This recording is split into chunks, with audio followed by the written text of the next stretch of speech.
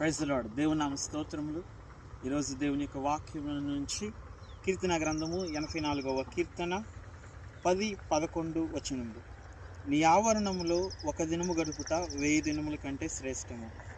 భక్తిహీనుల గుడారములలో నివసించుట కంటే నా దేవుని మందిర ద్వారమునద్ద నుండుట నాకిష్టము.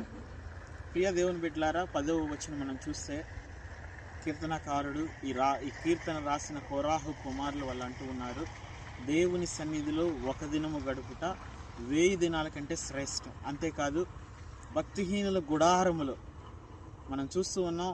ఆ దినాలలో వారు నివసించే గృహాలు కానీ ఈ గుడారాలన్నీ లగ్జరీస్గా, ఫ్యాన్సీగా, లేదంటే ఆడంబరంగా, ఎంతో సుఖాన్నిచ్చేదిగా ఇవన్నీ ఉన్నా సరే నా దేవుని మందిరంలో నేను ఒక దినము గడిపితే చాలు. అంతేకాదు, నేను ఆయన మందిర ద్వారం దగ్గరైనా కానీ ఉంటాను. కానీ ఇదిగో భక్తిహీనుల గుడారంలో, లేదంటే ఎన్నో ఆడంబరాలు కలిగినటువంటి గుడారంలో లేదా గృహంలో ఉండటం కన్నా కానీ దేవుని మందిర ద్వారం వద్ద ఉంటాను అని కీర్తనకారుడు సెలవిస్తున్నాడు.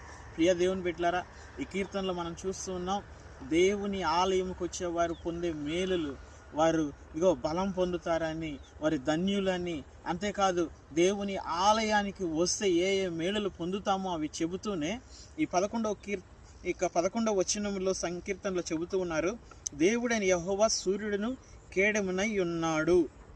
ఇక్కడ చూస్తూ ఉన్నాం, నువ్వు దేవుని ఆలయంలో గనక ఉంటే, దేవుని ఆలయంకి క్రమం తప్పకుండా నువ్వు వెళితే ఖచ్చితంగా దేవుడు నీకు ఎలా ఉంటాడు తెలుసా? సూర్యుడిగా ఉంటాడు. సూర్యుని మనం చూస్తున్నాం కదా, పగలు సూర్యుడు మనకు వచ్చి ఎంత వెలుతురునిస్తున్నాడు పని చేసుకోవడానికి. కానీ ఇలా ఏమేమి బెనిఫిట్స్ అయితే మనకు కనిపించే ఈ సూర్యుడి దగ్గర నుంచి మనం వెలుతురు కానీ అన్నిటిని పొందుతూ ఉన్నామో, అదే రీతిగా దేవుని ఆలయానికి మనం కనుక వెళితే దేవుడు మనకు పైనుండి సూర్యునిగా ఉంటూ ఉన్నాడు. రెండవది కేడం అంటే షీల్డ్. ఈ షీల్డ్ ఏం చేస్తుంది? కేడము అది మనల్ని కప్పుతుంది. యుద్ధం చేసేవారు ఏం చేస్తారు? షీల్డ్ శత్రువు నుంచి ఎదుర్కోవడానికి లేదా శత్రువు నుంచి ఆపద నుంచి రక్షించుకోవడానికి షీల్డ్లా కప్పుకుంటారు.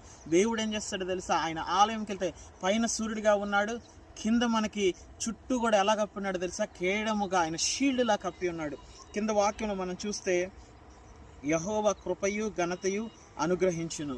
దేవుడు ఏం చేస్తున్నాడు తెలుసా? కృపను ఘనతను నీకు ఇవ్వబోతూ ఉన్నాడు. యథార్థంగా ప్రవర్తించే వారికి ఆయన ఏ మేలును చేయక మానడు. యథార్థంగా ప్రవర్తించే వారికి మేలు చేస్తాడు. ప్రియా దేవుని బిడ్డ, నువ్వు ఈ ఆదివారం దేవుని సన్నిధికి వెళ్ళు, ఆయన సన్నిధిలో గడుపు.